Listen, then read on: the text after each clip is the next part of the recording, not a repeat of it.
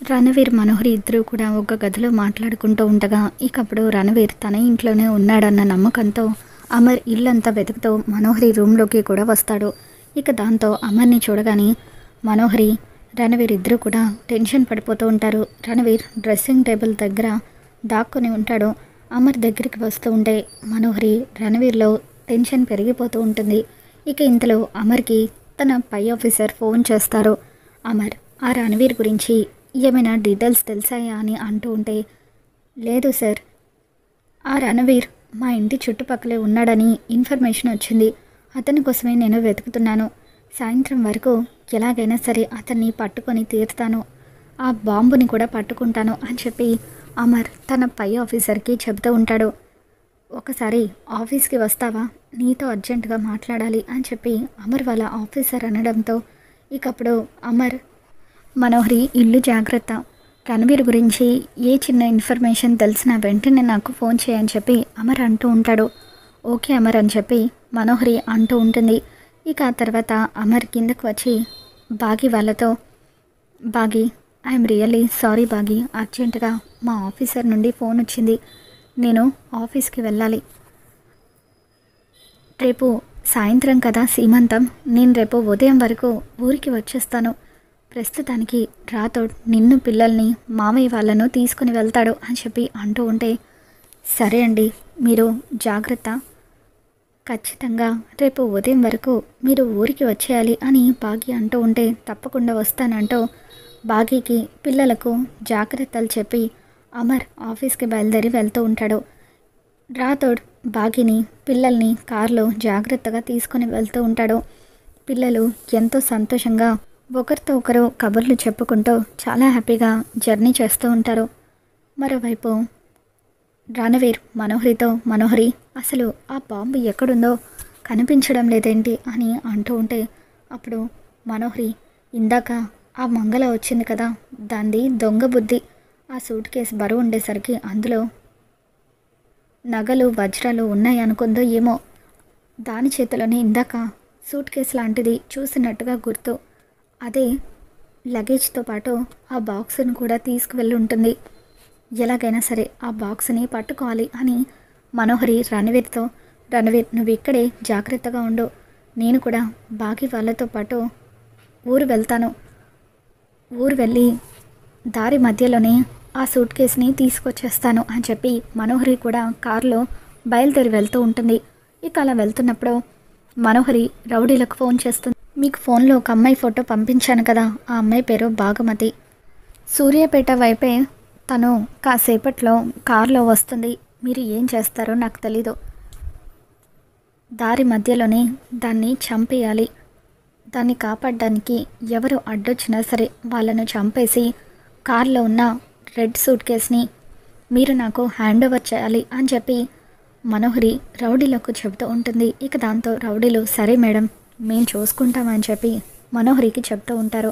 వసే బాగి, ఈ రోజుతో ఇక నీ చాప్టర్ క్లోజ్, 6నే నీ కడుపున పుట్టబోతుందని అమర్, పిల్లలు అందరూ కూడా చాలా హ్యాపీగా ఫీల్ అవుతున్నారు కదా, నువ్వు కూడా పుట్టిన బిడ్డ ద్వారా అమర్కి ఇంకా దగ్గర అవ్వచ్చని, లైఫ్ లాంగ్ అమర్కి భార్యగా, పిల్లలకు తల్లిగా సెటిల్ అవ్వచ్చని అనుకుంటున్నావు కదా, నేనుండగా ఎట్టి పరిస్థితులను అది జరగనివ్వను, మీ అక్క దగ్గరికి నిన్ను, నీకు పుట్టబోయే బిడ్డని కూడా పంపించేస్తాను, ఎట్టి పరిస్థితుల్లోనూ ఆ బిడ్డ పుట్టకూడదు, ఆ బిడ్డ వల్ల నాకు ఎటువంటి ప్రమాదం రాకూడదు అని చెప్పి మనోహరి అనుకుంటూ ఉంటుంది.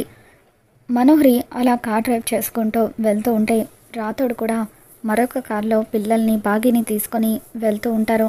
పిల్లలు కాసేపు గొడవ పడుతూ ఉంటే, పిల్లలు ఎప్పుడు గొడవలేనా, సరదాగా ఇంకేదైనా మాట్లాడుకోవచ్చు కదా అని చెప్పి బాగి అంటూ ఉంటే, చూడు మిస్సమ్మ, చెల్లి పుట్టగానే నేనే ముందు ఎత్తుకుంటానని నేను అంటూ ఉంటే, పెద్దదాన్ని కాబట్టి నేనే ఎత్తుకుంటానని అమ్ము నాతో గొడవ పడుతుంది అని చెప్పి అంజు అంటూ ఉంటుంది. ఇక దాంతో బాగి, మీరెవరూ కూడా చెల్లి కోసం గొడవ పడద్దు, చెల్లి పుట్టిన తర్వాత మీరంతా కలిసి ఒకేసారి తనను ఎత్తుకోండి అని చెప్పి అంటూ ఉంటుంది. ఇక అలా అందరూ సరదాగా వెళ్తూ ఉండగా దారి మధ్యలో మనోహరి పంపించిన రౌడీలు కాపలా కాస్తూ ఉంటారు. వాళ్ళలో ఒక రౌడీ, రే, ఆ భాగమతి ఈ రూట్లోనే వస్తుంది, చెప్పిందంతా గుర్తుంది కదా, ఎట్టి పరిస్థితుల్లోనూ ఆ కార్లు ముందుకు వెళ్ళకూడదు. కార్లు ముందుకు వెళ్ళకుండా ఇక్కడంతా కూడా రాళ్ళు అడ్డుగా పెట్టండి అని చెప్పి అంటూ ఉంటే రౌడీలందరూ కలిసి రాళ్లను దారిలో అడ్డుగా పెడతారు. తర్వాత వర్క్ ఇన్ ప్రోగ్రెస్ అంటూ అక్కడ ఒక బోర్డుని కూడా తగిలిస్తారు. బాగి వాళ్ళు ముందుకు వచ్చేసరికి అక్కడ అంతా కూడా రాళ్ళు పెట్టి ఉంటాయి. ఇదేంటి, రాళ్ళు ఎందుకు పెట్టారు, ఇక్కడ ఏమీ వర్క్ నడుస్తున్నట్టుగా కూడా అనిపించడం లేదే అని చెప్పి రాతోడు కార్ల నుండి కిందకు దిగుతాడు. ఏమైంది రాతోడు అని చెప్పి బాగీతో పాటు పిల్లలంతా కూడా కారులో నుండి కిందకు దిగుతారు. మరోవైపు మనోహరి చెంబ ఇద్దరు కూడా కార్లో నుండి కిందకు దిగుతారు. ఇక అప్పుడు చెంబ మనోహరితో, ఇదేంటి మనోహరి, సడన్గా ఇక్కడ రాళ్ళు అడ్డు పెట్టడం ఏంటి అని అంటూ ఉంటే అప్పుడు మనోహరి, నువ్వేం కంగారు పడకు చెంబ, ఇదంతా కూడా నేను సెట్ చేసిన రౌడీల పని. ఈరోజే రౌడీల చేత ఆ బాగీని చంపించబోతున్నాను. ఇక ఆ బాగీ అడ్డు నాకు ఉండదు అని చెప్పి అమర్ని నేను హ్యాపీగా సొంతం చేసేసుకోవచ్చు అంటూ మనోహరి చెంబాకి చెప్తూ ఉంటే చెంబ మనోహరి మాటలకు ఒక్కసారిగా షాక్ అవుతూ ఉంటుంది. బాగి చుట్టుపక్కల అంతా కూడా చూస్తూ ఉంటుంది. ఇదేంటి, చూస్తూ ఉంటే ఇదేదో అడవి ప్రాంతంలాగా ఉంది, ఇక్కడ రాళ్ళు అడ్డు పెట్టడం ఏంటి అని బాగి ఆలోచిస్తూ ఉండగా ఇక అప్పుడు రౌడీలో అందరూ కలిసి ఒక్కసారిగా బాగి వాళ్ళ మీద అటాక్ చేయబోతూ ఉంటారు. ఇక అప్పుడు రామ్మూర్తి, రే ఎవర్రా మీరు, మర్యాదగా పక్కకు తప్పుకోండి, వెళ్ళండి ఇక్కడ నుండి అని అంటూ ఉంటే దీన్ని వదిలేసి మీరంతా కూడా పారిపోండి, లేకపోతే దీనితో పాటు మిమ్మల్ని అందరినీ కూడా చంపేస్తామని చెప్పి రౌడీలు బెదిరిస్తూ ఉంటారు. ఇక దాంతో బాగి కంగారు పడిపోతూ ఉంటుంది. మరోవైపు రాథోడ్, రే ఈ కార్ ఎవరిదో తెలుసా, మా మేడం ఎవరి భార్యో తెలుసా, లెఫ్టినెంట్ అమరేంద్ర పేరు ఎప్పుడైనా విన్నారా, మీరు కనుక ఇప్పుడు అడ్డు తప్పుకోకపోతే జీవితాంతం జైల్లో కూర్చోవాల్సి ఉంటుంది, మా సార్ చేతిలో మీకు మామూలుగా ఉండదు, మర్యాదగా అడ్డు తప్పుకోండి అని చెప్పి రాథోడ్ అంటూ ఉంటాడు. ఇక అయినప్పటికీ రౌడీలందరూ కలిసి తమ పాకెట్స్లో నుండి కత్తులు బయటకు తీస్తారు. దాంతో పిల్లలు భయపడిపోతూ ఉంటే అప్పుడు బాగి, పిల్లలు మీరేమీ భయపడకండి, నేనుండగా మీకు ఏమీ కాదు అని చెప్పి పిల్లలకు ధైర్యం చెప్తూ ఉంటుంది. మర్యాదగా అడ్డు తప్పుకుంటారా లేదా అని చెప్పి బాగి రౌడీలతో ఫైట్ చేయబోతూ ఉంటుంది. ఇక అప్పుడే రామ్మూర్తి, అమ్మ బాగి వద్దమ్మా, అసలే నీకు నెలలు నిండాయి, ఈ సమయంలో ఇలా వాళ్ళతో ఫైట్ చేయడం మంచిది కాదమ్మా, నువ్వు వెళ్ళి కార్లో కూర్చో, వీళ్ళ అంతు నేను చూస్తాను అంటూ రామ్మూర్తి ఒక కర్ర తీసుకొని వాళ్ళందరినీ కూడా చితక్ కొడుతూ ఉంటాడు. ఇక దాంతో రౌడీలో ఒక్కసారిగా రామ్మూర్తి తల మీద కొడతారు. దాంతో రామ్మూర్తి అక్కడికక్కడే స్పృహ కోల్పోతాడు.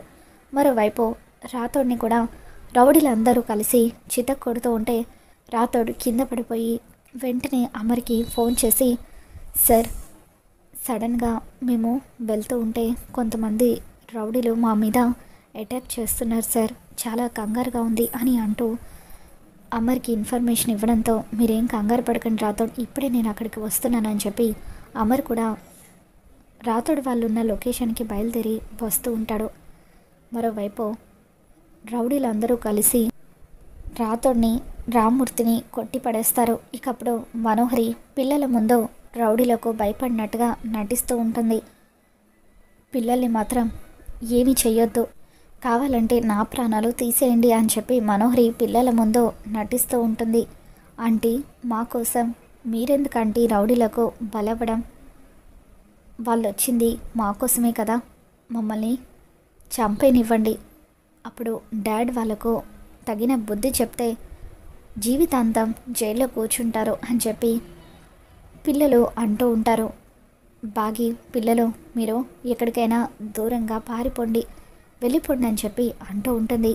లేదు మిస్ అమ్మ, నిన్ను వదిలిపెట్టి మేము ఎక్కడికి వెళ్ళము, డాడ్ నిన్ను జాగ్రత్తగా చూసుకోమని మాతో చెప్పారు అని పిల్లలు అంటూ ఉంటారు. మరోవైపు మాయా దర్పణంలో ఆరు ఇదంతా కూడా చూస్తూ ఉంటుంది. యమధర్మరాజా, నా చెల్లెలు నా పిల్లలు ప్రమాదంలో ఉన్నారు, ఒక్కసారి నాకు భూలోకానికి వెళ్ళడానికి అవకాశం ఇవ్వండి, నేను నా చెల్లిని పిల్లల్ని కాపాడుకుంటాను ప్లీజ్ అని చెప్పి అంటూ ఉంటే ఏం జరుగుతుందో చూడు బాలిక అని చెప్పి యమధర్మరాజు గారు అంటూ ఉంటారు. ఇక దాంతో ఆరు మాయాదర్పణంలో ఇదంతా కూడా చూస్తూ బాధపడుతూ ఉంటుంది. కొద్దిసేపటికే అమర్ అక్కడికి వచ్చి రౌడీలందరినీ కూడా చితక్కొడుతూ ఉంటాడు. కరెక్ట్గా రౌడీలు బాగీని కత్తితో పొడిచే టైంకి అమర్ అక్కడికి వచ్చి వాళ్ళందరినీ కూడా చితక్కొట్టి బాగీని కడుపులో ఉన్న బిడ్డను కాపాడుతాడు. మామయ్య గారు మీకేం కాలేదు కదా అని చెప్పి అమర్ రామ్మూర్తిని రాతోడిని పిలుస్తూ ఉంటే ఇద్దరు కూడా స్పృహలోకి వస్తారు. మరోవైపు అమర్ అక్కడికి రావడంతో మనోహరి అమర్ రావడం వల్ల ప్లాన్ అంతా నాశనం అయిపోయింది, లేకపోతే ఈ బాగీని ఈరోజు ఈ రౌడీలు చంపేసి ఉండేవారు అని చెప్పి అనుకుంటూ ఉంటుంది.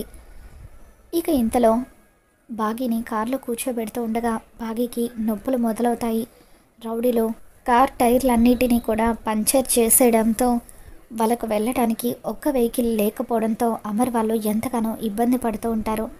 అలా బాగీకి నొప్పులు మొదలయ్యి ఇబ్బంది పడుతూ ఉండడంతో ఇంతలో అక్కడున్న గిరిజన ప్రజల్లో ఇద్దరు అటువైపుగా వస్తూ ఉంటారు. అయ్యో, ఎవరో ఒక అమ్మాయికి నొప్పులు వస్తున్నాయి, ఎలాగైనా తనను కాపాడాలి అని చెప్పి వాళ్ళు అమర్ దగ్గరకు వచ్చి, అయ్యా ఇక్కడ దగ్గరలోనే మా గూడెం ఉంది, అక్కడ ఒక మంత్రసాని పురుడు పోస్తుంది, ఈ అమ్మాయికి నొప్పులు మొదలయ్యాయి కదా, ఇక్కడ దగ్గరలో హాస్పిటల్ కూడా లేదు, ఆ మంత్రసాని దగ్గరికి తీసుకువెళ్తే తనే పురుడు పోస్తుంది అని చెప్పి అంటూ ఉంటే అప్పుడు అమర్ బాగీని ఆ గూడెంలోకి తీసుకుని వెళ్తాడు. రాథోడ్ త్వరగా మన వాళ్ళకు ఇన్ఫర్మేషన్ ఇవ్వు, అంబులెన్స్ తీసుకొని రమ్మని చెప్పు అని అంటూ ఉంటే రాథోడ్ మిలిటరీ వాళ్ళకు ఫోన్ చేసి అర్జెంటుగా అంబులెన్స్ పంపించమని చెబుతాడు. ఇక ఈలోగా బాగీకి నొప్పులు విపరీతంగా వస్తూ ఉంటాయి. గూడెంలో ఉన్న మంత్రసాని బాగీకి డెలివరీ చేస్తూ ఉంటుంది. ఇదంతా కూడా ఆరు చూస్తూ ఉంటుంది. పుట్టిన బాగీ బిడ్డలో ఎటువంటి కదలికలు లేకపోవడంతో అందరూ కూడా షాక్ అవుతారు. పిల్లలు అమర్ వీళ్ళంతా కూడా చాలా బాధపడుతూ ఉంటారు. రామ్మూర్తి గుండె పగిలేలాగా ఏడుస్తూ, నన్ను క్షమించండి అల్లుడు గారు,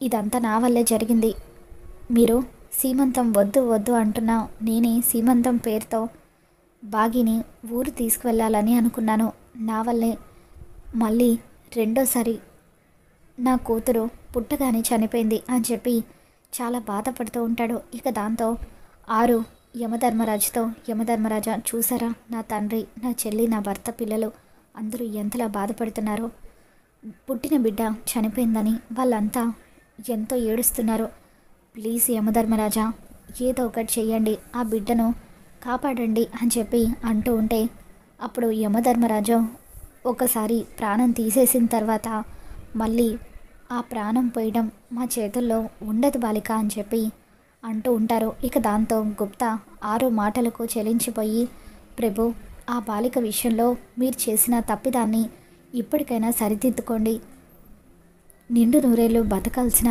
ఆ బాలిక ఆయుష్ని అర్ధాంతరంగా తీసేశారు అని చెప్పి అంటూ ఉంటే ఇకప్పుడు ఆరుకి తన మరణ రహస్యం తెలిసిపోతుంది.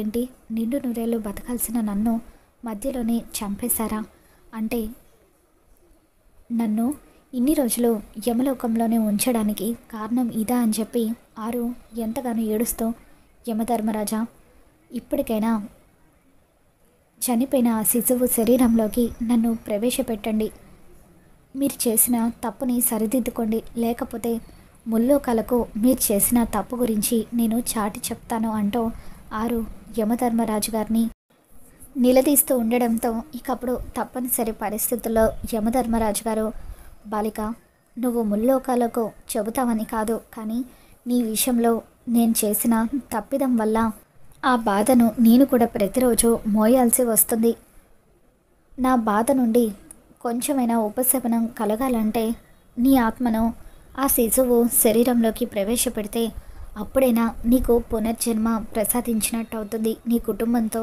నువ్వు మళ్ళీ సంతోషంగా గడిపే అవకాశం ఇచ్చినట్టు అవుతుందని చెప్పి తక్షణమే ఈ బాలిక ఆత్మను జీవం లేని ఆ శిశువు శరీరంలోకి ప్రవేశపెట్టుము అని చెప్పి యమధర్మరాజు గుప్తాకి చెప్పడంతో గుప్తా ధూమ్తక అంటూ తన దగ్గరున్న ఉంగరం మహిమతో ఆరు ఆత్మను చనిపోయిన శిశువు శరీరంలోకి ప్రవేశపెడతాడు. ఇక ఒక్కసారిగా ఉలుకు పలుకు లేకుండా ఉన్న పాపలో చలనం మొదలవుతుంది.